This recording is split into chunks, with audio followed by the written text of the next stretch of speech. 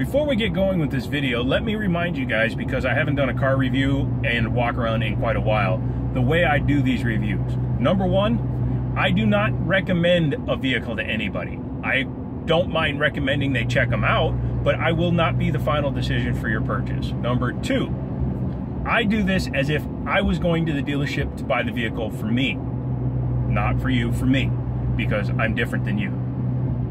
Get that? Number three, I'm not one of those guys that's going to put the truck on a lift and take it apart to show you each individual piece of it, because that's not the purpose of this. These are quicker videos to give you an idea on whether or not you even want to look at the vehicle. Number four, even though the dealership allows me to make these videos, they have no input, no say, no review of the video. My opinions are my opinions, and if I find fault with the vehicle, I let you know. With that, welcome to the first review in probably 9 months.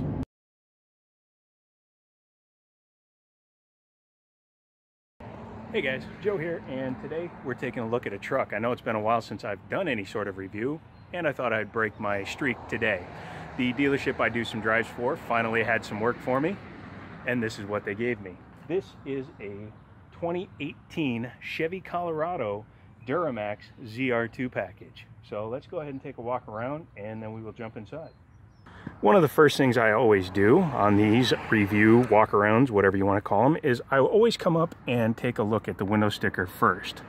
Let's get the sticker shock out of the way. It is almost $47,000 for this vehicle. However, you are getting a lot of vehicle for the money. I mean, just look at this sheet here, and you can see it's got tons of stuff. So this is a 2018 crew cab short box. If I were to buy one, this is exactly how I would spec it out. I even love this color. It's called satin steel.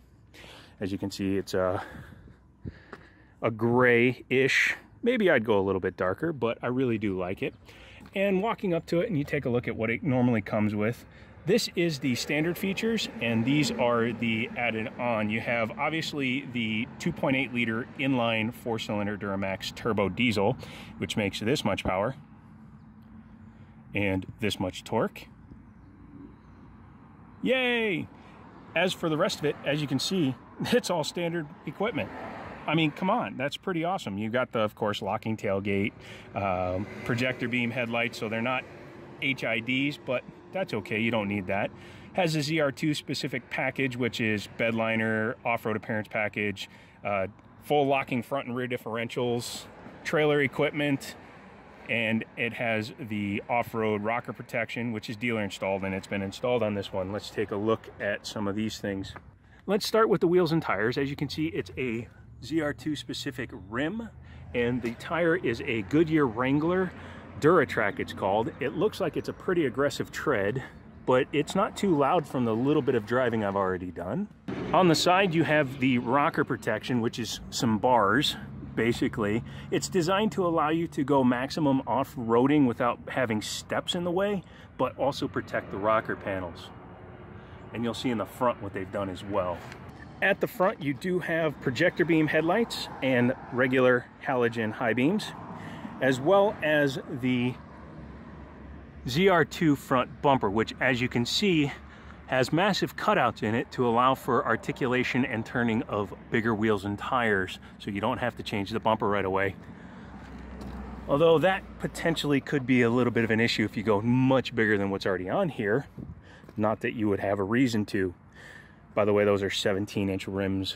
Here in the bed, you can see it does have a ZR2 logo put into the bed liner that's equipped in this vehicle, and it's very well done. I'm not sure what the brand is, but it looks like it's pretty darn tough. At the back, you do have a similar cutout style for the rear bumpers, although that's not really necessary. I almost would have preferred to have the side steps integrated into there, because that is quite a long distance from the back of the tire to the back of the bumper. So if you're going up a steep grade anyways, you're going to drag that bumper regardless of what you do.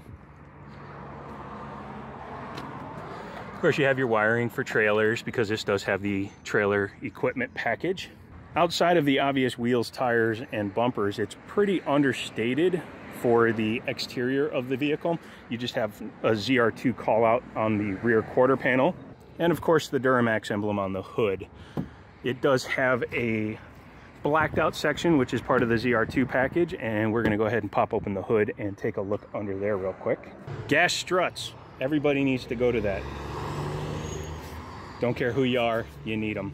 Looking underneath the hood here, it's very tidy. Now, if you look at this video, you'll see a review I did on the standard Colorado, not the ZR2 package with the diesel. So not a whole lot to show up under here, although I do want to start it and let you listen to how loud it is, both with the hood up and the hood down. So we'll do hood up first.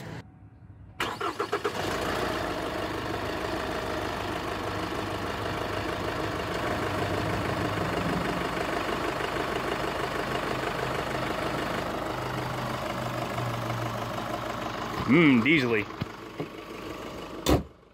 And now from a different angle with the hood down.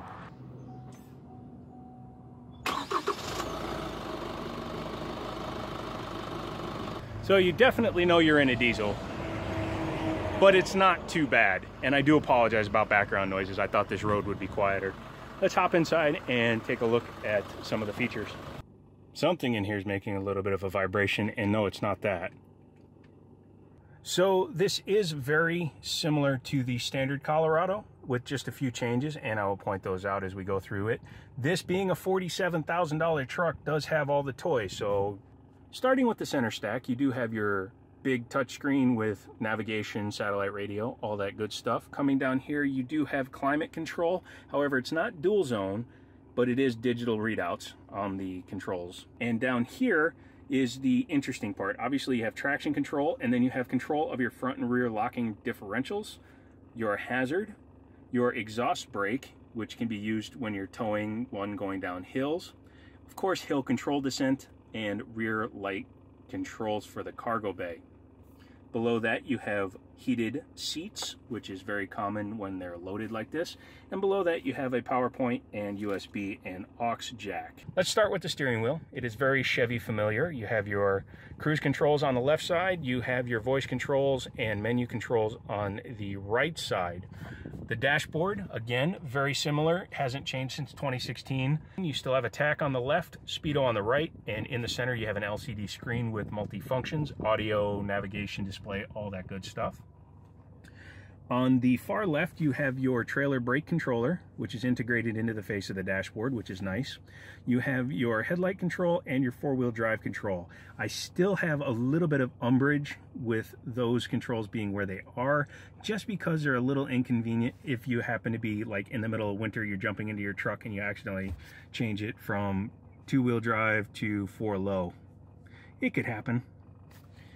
Standard controls for your windows, power up, power down, duh. One area where this differs from the standard Colorado is in the seat material. You'll see this is all black leather versus the two-tone that some of the Colorados tend to have, such as the LTZs and the... Go to sleep. So low-speed impressions while driving the truck, it's not bad. It's obviously louder than a gas engine vehicle. Duh, you're in a diesel, and it lets you know you're in a diesel. But I kind of like that. When I'm driving a diesel, I like to know that it's a diesel. Does that make sense to you guys? If you're a truck guy out there, leave me a thumbs up for the diesel noise. But ride is pretty nice. These tires, again, they make some noise, but it's not overly intrusive. I'd say they make about the same amount of noise as the tires on a Raptor. At least the older Raptor. I've never driven the new Raptor. Get up and go, it's pretty fair. Obviously it's a diesel, so it's not going to win any stoplight drag races, but it doesn't get in the way of traffic. If you look at my original diesel Colorado review, you'll see that I talked about how my associates thought it was too slow of a vehicle and how it wasn't fast enough. I don't believe that at all. I like the engine in this truck. It's not as fast as a gas engine, duh, but it has way more torque. And when you have a diesel, that's why you have it. You have it for the torque, not for the horsepower. The 6-speed in this truck does keep it pretty much in the power band. I would have liked to see the 8-speed put into here, but I'm guessing that many gears with this diesel engine probably wouldn't have paired well because of how often that 8-speed shifts. And maybe they'll do that eventually. Or maybe they just like having the 6-speed because it's cheaper to produce. Who knows? The handling, it's right on par with the gasoline engine version of the truck. As for sound levels, as you can hear, it's just as quiet as the gasoline engine once you're underway. When you're at lower speeds, obviously you hear it more, but underway, it sounds pretty good. And I'm driving through such a beautiful valley that I'm actually going to turn the camera and let you get some of that footage. So check this out. Check out this road, huh? It's a beautiful piece of road. I wish I was on it in my Mustang. For those of you that are wondering, by the way, this is Highway 30 in Pennsylvania. If you travel on Highway 30 out of Latrobe about 30-40 miles, you will actually arrive at the Flight 93 Memorial site, because that's where United Flight 93 did actually crash. So what's my conclusion on the 2018 version of the Diesel Colorado? I like it. It doesn't seem to have changed a whole lot from the 2016 variant. It does have obviously some upgrades, being a ZR2 package, which wasn't available when I did the original diesel video. I don't know if I can put the same video on here 3 times, so that'll probably be the Corvette or Camaro, whatever.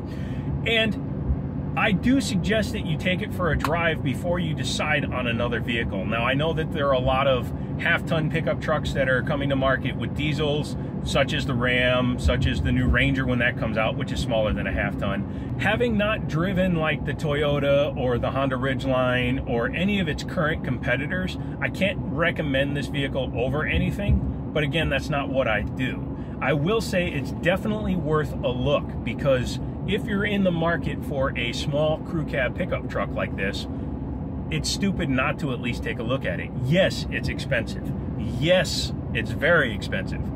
But you can get it cheaper. If you just want four-wheel drive and a diesel, just get four-wheel drive and a diesel. Get an LT with the diesel in it. You don't have to spend as much as this person did to buy a $50,000 truck. You can buy a $35,000 truck, add the diesel for a few grand, and be in for almost $10,000 less than the price of this truck. But if you want all the toys, you want the ZR2 package, you want the diesel, you want the added rocker protection, you want all that stuff, you're gonna have to open up your wallet, unfortunately. I would like to say thank you to Jerry's for allowing me to do these drives, which give me the chance to drive vehicles again. There was a long time where I wasn't able to have access to cars, and it was kind of bumming me out, because the most viewed stuff on this channel is cars, and I also like being helpful. So if you have any questions about a car, let me know. If you have any questions about something coming up, let me know. If you have a question about a problem with the vehicle you currently have, let me know, and I will answer them as I can. So don't forget to subscribe if you aren't. Click over here where my thumb is for some other video. And as always, I'll talk to you later.